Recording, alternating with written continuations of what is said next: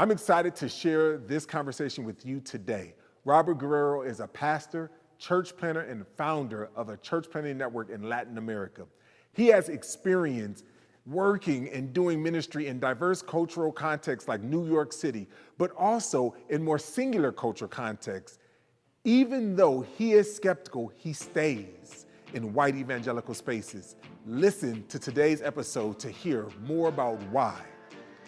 His perspective is unique, compelling, and powerful.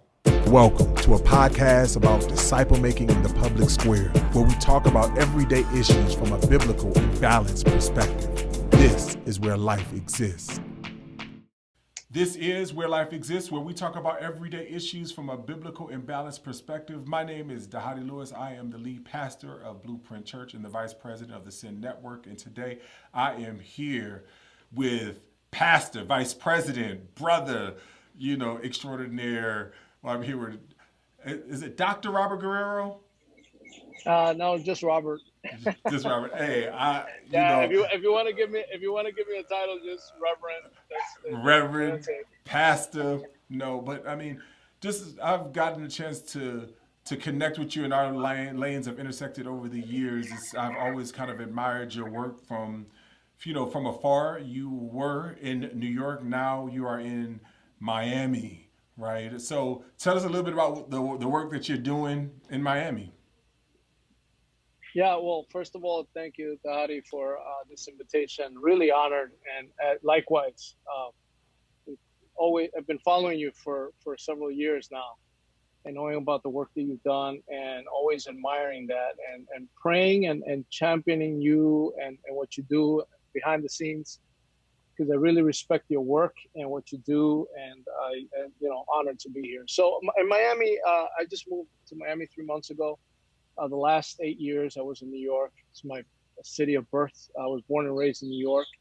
So returning to New York after many years away was like, connecting with my roots, and out of a call to come back to my old neighborhood and plant an expression of the kingdom of God there.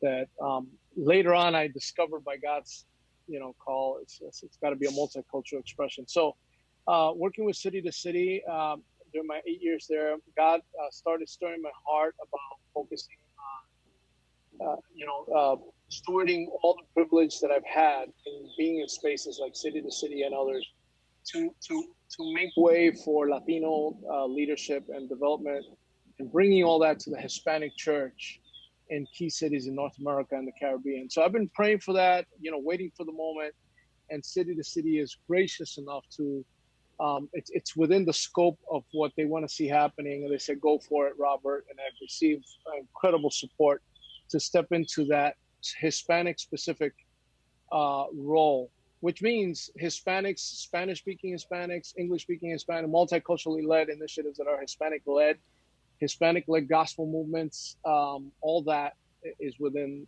the scope of the work. So helping connecting with leaders in different cities in North America and the Caribbean, finding out what God is doing through them, and coming alongside and supporting those initiatives.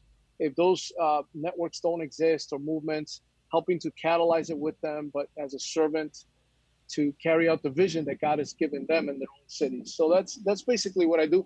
Church planting, of course, is a centerpiece of all that. Amen.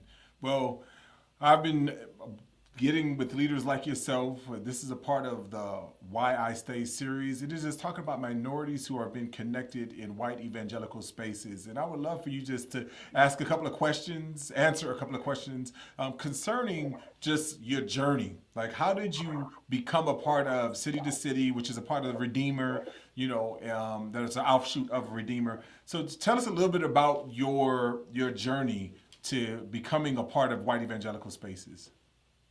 Yeah, as you look back, there's some things you can see clearly, but at the moment it was confusing, right? So as I look back, I see God clearly designing this and kind of cheating me into it.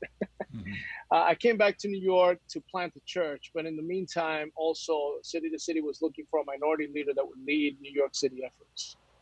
And we of course, Tim Keller had an enormous influence in my life, a life-changing influence. I was in a I was not a healthy leader until I knew how to internalize the gospel, and it was following Tim and his teaching. But what captured my attention more than anything was Tim's vision for the city and gospel movement in cities. And that's me. I'm an urban guy. I'm city. Gospel, I believe, can transform everything. So when, as I was moving to New York in the process of that, city to city, and I started a conversation about what if I would take the role of helping, being a catalyst role in New York City. And that was a 5-month interview process, by the way. It took 5 months to get to the, because they were studying me, I was studying them. You know, part of it is like, hey, you're going to bring a Dominican. I'm Dominican. I'm nothing else, right? I'm proud of being Dominican, and if anything, gospel made me more Dominican, not less, right?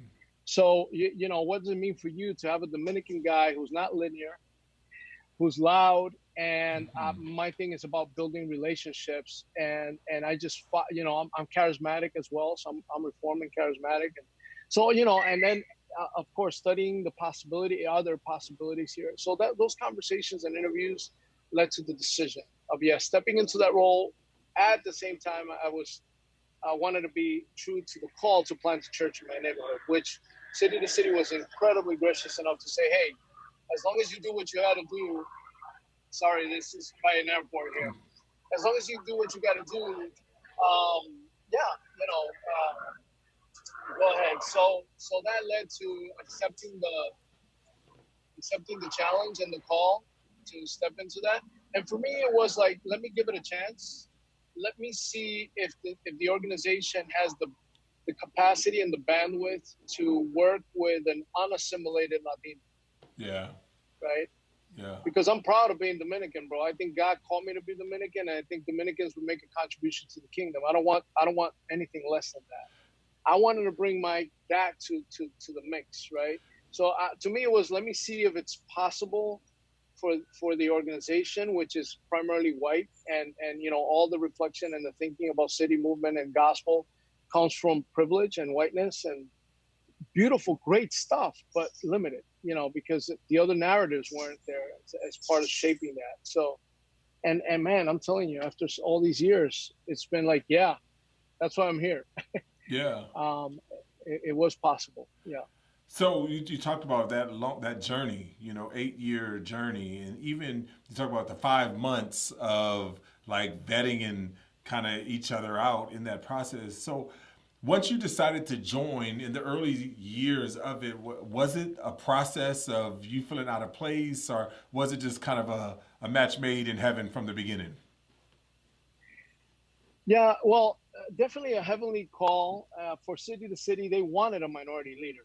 They wanted to expand the scope of their influence in the city. They understood that, hey, we can't expect to expand our footprint if we don't have a leader of color in a position as a catalyst, and somebody that they can develop within, because it's got, you know, you got to be part of the DNA. You know, it's not just somebody of color, but somebody who respects that DNA, but also there's a particular expression of that DNA coming from a minority culture. So so they wanted it. I wanted it because I was enamored with the vision that Tim Keller, who's the founder and the visionary and the godfather of this, right? I was enamored with that vision. I had not seen anybody communicate a vision with such scope that was so robust with gospel theology and gospel thinking. Usually gospel people, they're not broad, you know, they're very narrow, and you know that, but it was just this broad vision. It made way for people like me that are reformed and charismatic. And so yeah, it was a good fit. It was a good fit, but there were a lot of things to work out. You know, it was like, let me see if this works. Let's see if this can actually work. For me, let's see if it works. Can true integration happen? Can true diversity, not only in terms of having color in the room, but shaping culture, revisiting the history of the organization that started being white? Is there room for other histories to intersect and enrich the history that gave birth to the organizations? Those were the questions that I was, you know, because usually we're invited to a history that's already established and help us enhance it, rather than, hey, your history has been missing as part of our history. Can we enrich it? So I needed to see, is that possible? Because if I was running into a brick wall and that's not going to be possible, I'm out. I have a short life. If I live to be 70, I don't want to invest my life trying to convince people that they resist those kind of changes, right? But city to city proved they wanted the changes. Now, from wanting it to actually living it out, that's a journey, man. That's a painful journey. That's hard. That's difficult. We're living through it right now, but there's that desire and that passion to do so. So that's why I'm here. Yeah. So oftentimes people, that are a part of white evangelical organizations, specifically minorities that are a part, oftentimes we are could be labeled as, token or, a sellout or those types of things. And you're talking about like that was part of, without saying it, part of some of the questions that it seemed like that you were like, do they really want to enrich their history? How would you how did you navigate through that, or even sometimes those Yeah, potential doubts that you may have that may even come across yeah, your own mind? yeah, yeah. Oh man, that was hard. My friends, leaders in New York that knew me and knew of my trajectory in Latin America. I had friends, were really good friends that told me you're selling out to the white man. Um, and wanted to do this with the Latinos. Are you going to be able to? I mean, there was people who approached me very concerned. Robert, we know you, and that's going to probably kill you. Others that thought it was a sellout, and I knew, I early on I said, I need to see if it's possible because I was a skeptic. I came in as a skeptic that it could be possible, but I wanted to give it a chance for myself. Also, it was a healing process for myself. I needed to heal myself because I've been hurt by whiteness. I call whiteness when white is the standard by which everything is judged and legitimized, right? And then you got to fit into that agenda. I've been really, I mean, I didn't at that point. I was like, I don't want to work for the. I can work with white people. I can't work for white people. That was my stand. So I needed to go through a healing process myself, and I wanted to give myself that chance. Could city to city be that space? Was my question. So as I was getting that message from my friends, I didn't defend myself. I just kind of like got the punches, and I said, well, let's see, because if truly there's no change that can happen, then I'm out. So, but it was difficult. Yeah. It was hard in those days. Yeah. Well, yeah, let's talk about that. As you chose to join and be a part, you made the decision, you felt like God was leading you into these spaces. What were some of the most challenging problems or most challenging areas that you had in these spaces over the years? Yeah. Well, culturally speaking, as a Latino, again, highly relational. I know how to live and do ministry in contexts where to pretend that you can control the outcomes is a fallacy because you live in environments that things are not stable. So I've always learned how to do ministry, kind of like, hey, always with an ear open to the Macedonian call. Where's the Spirit leading? And I step into the, adventurous, that kind of thing. And I enter into an environment that is high control. Everything is planned to the T. A lot. I mean, that was very challenging. I still think that, of course, accountability, control, scorecards, all that stuff. But I always ask a question: who was in the room when these measures were decided, right? And there were no black and brown people there that could give it that flavor in terms of organizational stuff, right? So that was challenging to work in that way. Also, because of Latino, it's important for me to build trust through relationships and not sell an agenda, right? So I want to know if they people want to know. My friends want to know, can I trust you? Yeah. So I didn't come on with my city to city hat selling something, and I would always say, hey, it takes time to build trust, to go to spaces that you don't know what the outcome is going to be. There's always that struggle of exploring, experimenting, and let's see what happens. and on the other side wanting to measure what is the success, what is the direct outcome of that particular intervention. Those that was very challenging. But the most challenging thing, Dahadi, is whiteness. I mean, whiteness is this cloud that has shaped the way American evangelicalism is, right? And also in Latin America is very prevalent. And I'm aware of that, and I'm always cautious of how whiteness plays out in leadership, in decision making, and planning, and even in legitimizing what is it that we legitimize in the field. And that was challenging because the way we were set up, you would look at minorities in the hood, they're planting, things didn't fit into that pattern. But I wanted those guys to be not only benefiting from what we were doing, but informing what we were doing. So to bring them along, to have those clashes there, to that struggle. And my question was, will city to city stay in the struggle? Because it was hard. When you got a training setting where most of the people are white Presbyterians, and then suddenly Black and brown people start showing up, and they don't have all the degrees and they don't have all the stuff, but they got the street knowledge, they got the theology of the margins, they got, and you have that in the room. It's like tension, right? And because of that, we're used to separating. Oh, we'll do something for these guys and something for these guys. I said, no, the kingdom is expressed here, us together, learning from each other.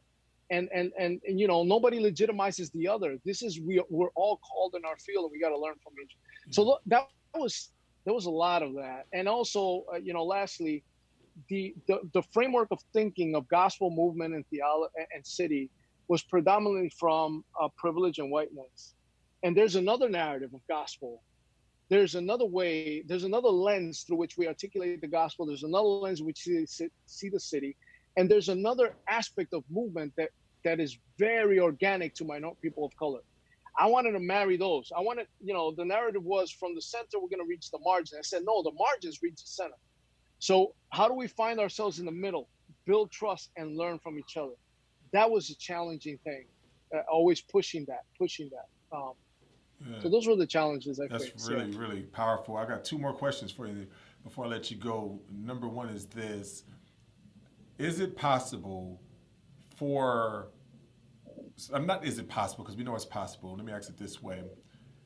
How would you encourage a minority that is in white evangelical spaces to stay and to maintain their prophetic voice? Yeah, well, you don't go in it naively. If you think this is ever going to be easy, that there's going to be a day where we're going to solve the issue, don't go in it. This is a constant struggle. When Jesus comes, it's going to be not, it's going to be gone. So praise God. Amen. But there are progress that we can make. Second thing is this: you have to have a robust theology of the church. Which meaning the church, the mystery of the gospel is that because of Jesus Christ, the dividing wall has been broken down. So I don't have the choice to not work with my brother, even if I don't like the stuff that's going on there. It's a mandate for me. It's a mandate to work with my African American brothers, with my Asian brothers, with my white brothers and sisters. And when I say brothers, I include brothers and sisters. I need to stay in the struggle. But I need to know what aspect of that struggle am I called to? It's a calling. It's not just, I want to do this. It's got to be a calling. So to me, that's what it is. That's why I stay. I can't afford not working with my white brothers and sisters and challenging them prophetically. I know it's going to be hard. I know sometimes there's a little breathing space, but sometimes it's just going to be like, I want to quit. And that happens to me a lot. Yeah. Like, should I stay? Should I stay? Sometimes if I don't look at Jesus, Jesus walked among the churches, and I'm sure he was uncomfortable with the stuff he saw in his own church. And you see that in the book of Revelation, right? He prayed stuff for them, but he called it out, but he was walking within them. If Jesus doesn't bail out because of all the garbage he's seeing, how can I bail out? So I'm really committed to diversity and integration as an expression of the power of the gospel. That's my number one reason to stay. The second reason to stay is I need my white brothers and sisters. I need them as much as I struggle with all the stuff, all the baggage. I need my buddy Mark Reynolds, white as he can be, man. But I need him. I need the voice of Tim Keller in my life. You know, I'm sure they need me. They need. I want to introduce them to black and brown voices, which they're always open to hearing, and we've been able to do that over the years. Beautiful thing. But I need that. So, and what leads me to stay, as long as I see it's possible that the needle moves in the right direction, even though it's hard, I stay. If I don't see that, if I can't see that there's no repentant attitude and there's no desire, not only desire, but willing to pay the price to move towards integration, and I see it moving in that direction, I stay. If I don't see it moving in that direction and I see its impossibility, then it's time for me to step out. Man. Well, thank you. You answered all my questions. Those are very powerful, and I really appreciate your commitment to the gospel, your commitment to your calling, and just want to continue to encourage you. And again, thank you for tuning in for another episode of Why I Stay. This is Where Life Exists, where we talk about everyday issues from a biblical and balanced perspective. Until next time. I'd love to hear from you. What did you feel as you watched today's episode? What did you learn? What encouraged you? Leave a comment below to let us know. And be sure to like, share, and subscribe to stay up to date on our latest videos and interviews.